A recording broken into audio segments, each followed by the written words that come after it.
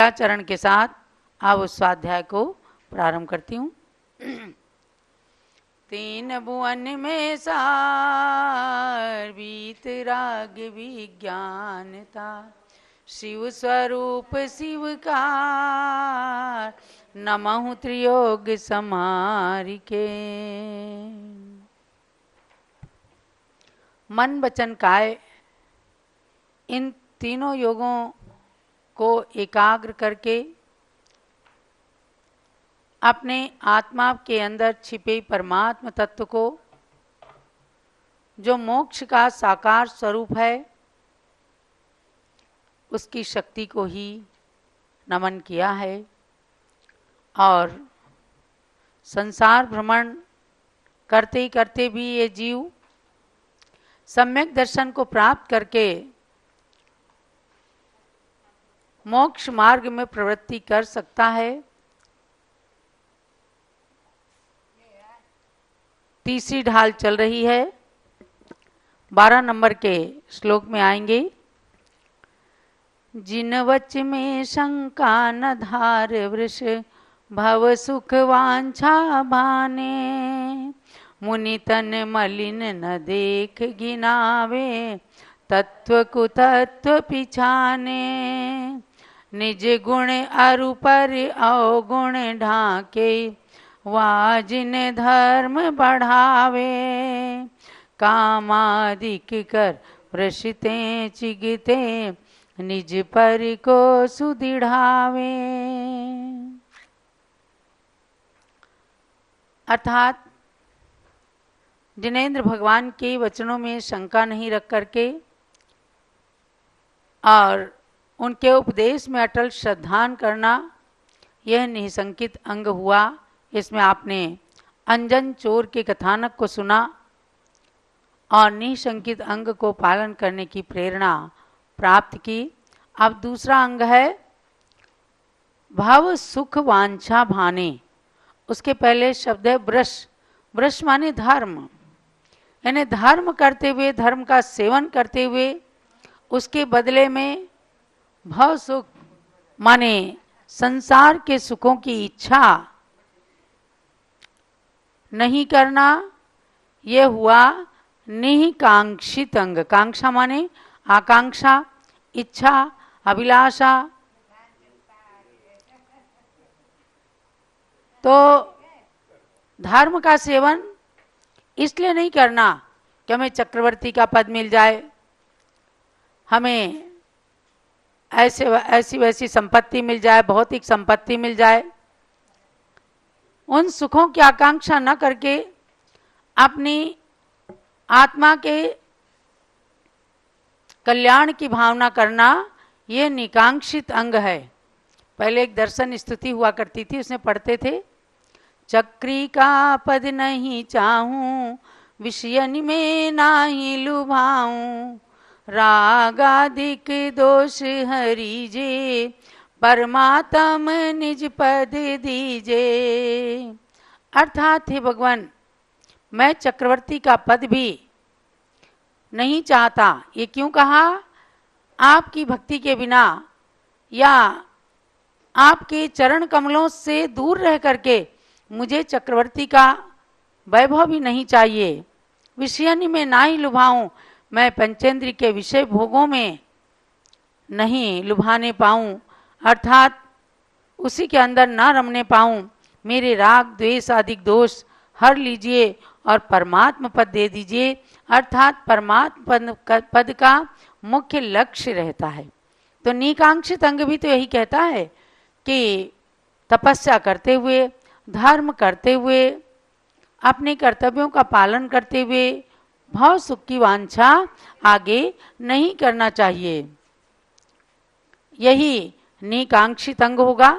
हम सबको भी जितना बन सके उतना इस अंग का पालन करते हुए अपने धर्म के बदले में ऐसा कुछ भी सांसारिक भोग नहीं प्राप्त करना चाहिए।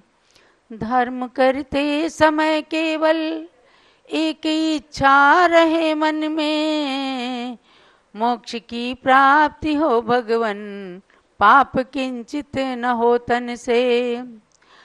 न वैभव चाहूं स्वर्गों का, नहीं चक्री की संपत्ति। न वैभव चाहूं स्वर्गों का, नहीं चक्री की संपत्ति। हो केवल ध्यान प्रभु तेरा, यही मेरी है संपत्ति है। हो केवल ध्यान प्रभु तेरा, मेरी त्रैलोक की संपत्ति। पलेगा सम्यक दर्शन का, तभी निकांक्षित अंग मेरा। अनंत मति कन्या के सदृश, रहे मजबूत मन मेरा। इन्हीं की छवि आज की ज्ञानमती माता में दिखती है। किनकी? अनंतमती। अनंतमती कन्या जो चंपापुर के राजा प्रियदत्त और अंगवती सेठानी की कन्या थी। उसने ब्रह्मचर्य व्रत ले रखा था माता पिता के साथ, अष्टांगिका पर्व में लिया, लेकिन पूरे जीवन पालन करने का भाव बनाया। एक बार एक विद्याधर ने उसको हरण कर लिया। किसी किसी तरह से अपने शील की रक्षा करते हुए वह कन्या अयोध्या में आई। अयोध्या में एक आरिका माता के पास थी और एक श्रेष्ठी के घर में चौका लगा। वहाँ श्रेष्ठी के आमंत्रण पर उसने जाकर घर के बाहर चौक बनाया। चौक बनाने की परंपरा होती है ना, साधु संत जाते हैं तो उनके लिए चौक बनाते हैं। अकस्मात होता क्या है कि एक दिन उसके माता पिता ढूंढते ढूंढते अयोध्या आ गए और अयोध्या में उस चौक को देख करके एकदम उस घर में प्रवेश किया। सेठ जी ने उनका स्वागत किया और उन्होंने एक पथिक के नाते अपनी आप बीती कहानी बताई कि मेरी कन्या अपहरण की गई है, मैं कितने दिनों से खोज रहा हूँ, आज यहाँ आया हूँ। वह भी दुखी थे, सेठ जी भी दुखी थे। अकस्मात वे कहते हैं सेठ जी कि चौक किसने बनाया, बड़ा सुंदर चौक है। उस घर के धनी ने कहा कि यहाँ पर एक माता जी हैं, उनके पास एक कन्या रहती है, उसने ये चौक बनाया। बोले मुझे उसको दिखाओ। जब उस कन्या से मिलन होता है तो पिता पुत्री का मिलन हो जाता है, यानी वो कन्या अनंतमती थी। पिता बहुत खुश होते हैं और कन्या से कहते हैं चलो अब चंपापुर चलो बेटा, आपने घर में रहना। वह कन्या कहती पिताजी अब मैंने संसार देख लिया, मैंने तो ब्रह्मचर्य व्रत धारण किया है, मुझे किसी प्रकार के भोगों की कोई आकांक्षा नहीं है। कई तरह की परीक्षा उस सती के जीवन में आई, लेकिन उसने कभी भी किन्हीं भोगों की आकांक्षा नहीं की। उसी अनंतमती सती का इस कविता के अंदर उल्लेख किया गया है। अनंतमती कन्या के सदृश रहे मजबूत मन मेरा, उन्हीं की छवि आज की ज्ञानमती माता में दिखती है। बड़ी दृढ़ता सिखाती हैं, ग्रंथ भी खूब लिखती हैं। बड़ी दृढ़ता सिखाती हैं, ग्रंथ भी खूब लिखती हैं। आज के इस महाकल युग में भी सम्यक संभव है। आज के इस महाकल युग में भी सम्यक संभव है। नहीं बाजार में मिलता, न केवल पुस्तक में ये है। नहीं बाजार में मिलता, न केवल पुस्तक में ये है। सम्यक दर्शन ना कोई बाजारू चीज है, ना किसी पुस्तक के अंदर है। गुरुओं के उपदेश से, ग्रंथों के स्वाध्याय से जरूर सम्यक दर्शन मिलता है, लेकिन उसका सूक्ष्मता से यदि पालन किया जाए तो, यानी धर्म करें लेकिन उसके साथ भोगों की आकांक्षा ना करें। तो आगे कहा चंदनामती से पाने को गुरु चरणों में आ जाओ।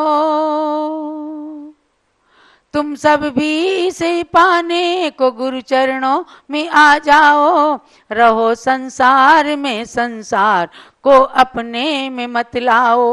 रहो संसार में, संसार को अपने में मत लाओ। समझ गए? संसार पूर्वक तो मोक्ष ही है, सबको मोक्ष जाने से पहले पहले संसार में ही रहना पड़ता है।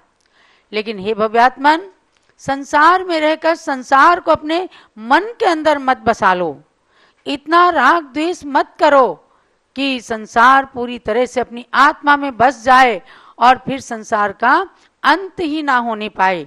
तो धर्म करते हुए, सम्यक दर्शन का पालन करते हुए, पर का उपकार करते हुए कभी बदले की भावना मत करो कि मैंने इसका उपकार किया लेकिन मेरे साथ इसने अपकार किया, या आगे मुझे इस तप के कारण, इस साधना से, इस संयम से मुझे चक्रवर्ती आदि का वैभव मिल जाए, बस यही निकांक्षित अंग है। तो एक हुआ निशंकित अंग और दूसरा हुआ निकांक्षित अंग।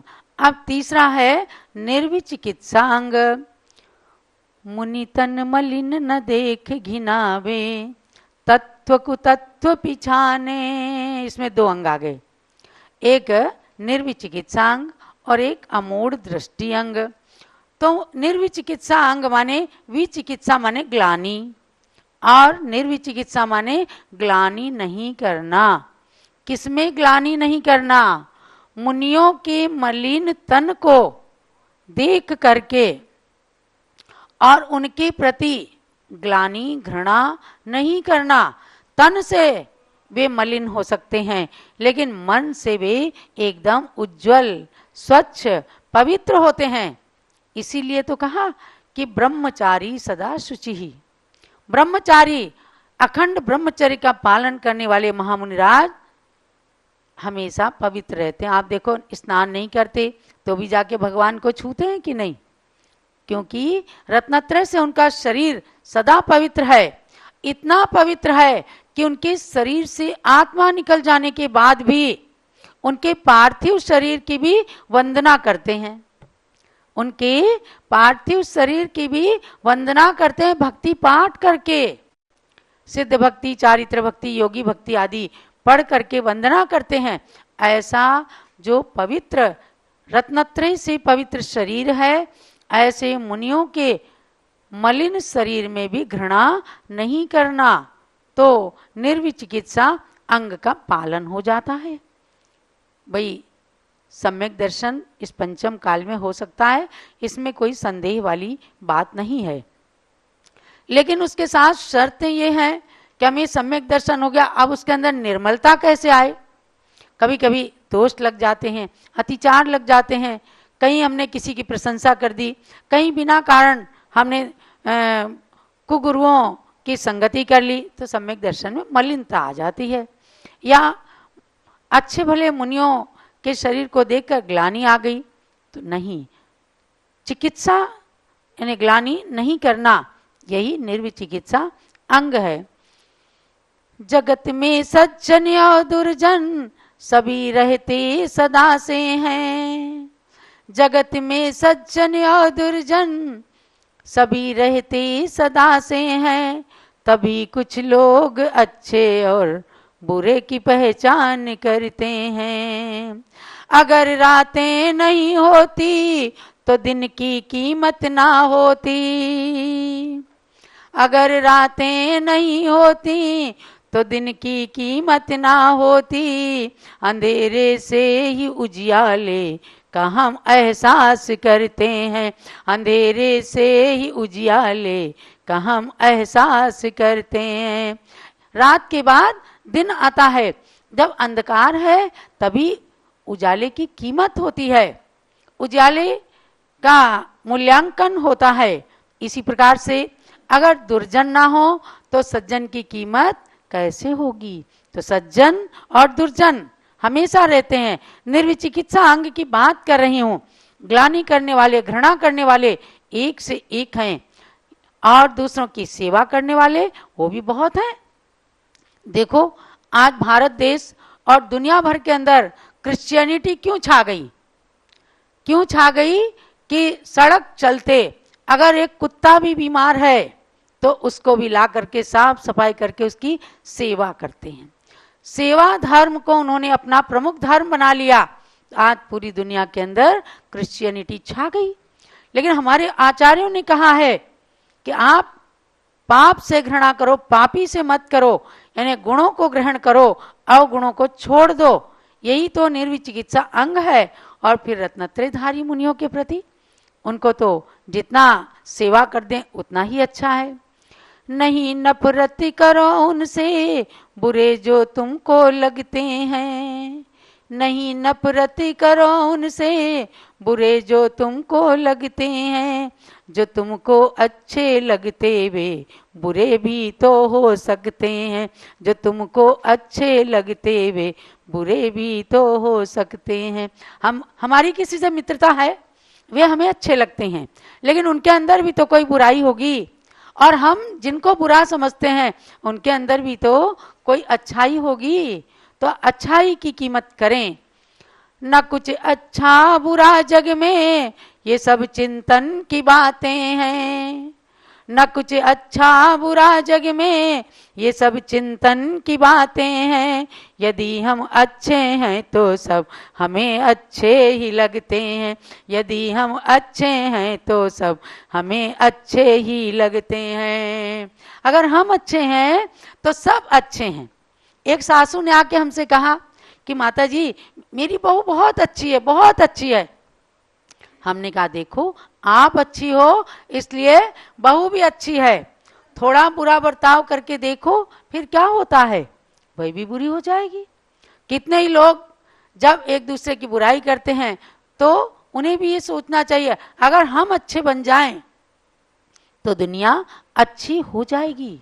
इसलिए एक लेखक ने लिखा, देयर इज नथिंग गुड और bad but thinking makes it so. अर्थात कोई भी चीज संसार के अंदर बुरी नहीं, अच्छी नहीं, हमारी सोच अच्छा और बुरा उसको बना देती है। आज ये पंखे हमें अच्छे लग रहे हैं, पंखे वही रहेंगे, लेकिन सर्दी में इनकी हवा बुरी लगने लगेगी, है कि नहीं? तो अपनी सोच को बदलना। यदि हम अच्छे हैं तो सब लोग अच्छे ही हैं। सबसे अपवित्र है अपनी काया उसको करो पावन।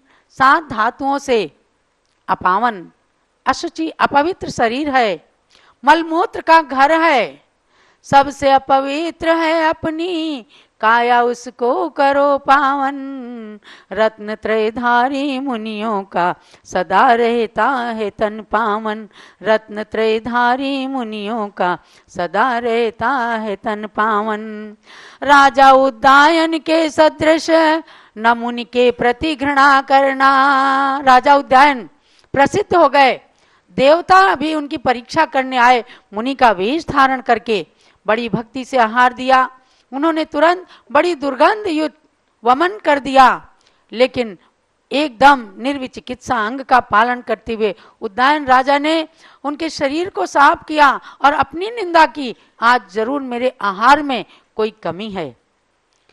मुनि वेशधारी देवता ने अपना रूप प्रकट करके कहा कि जैसा हमने आपकी प्रशंसा सुनी थी, हे राजा उद्दायन आप वैसा ही निकले।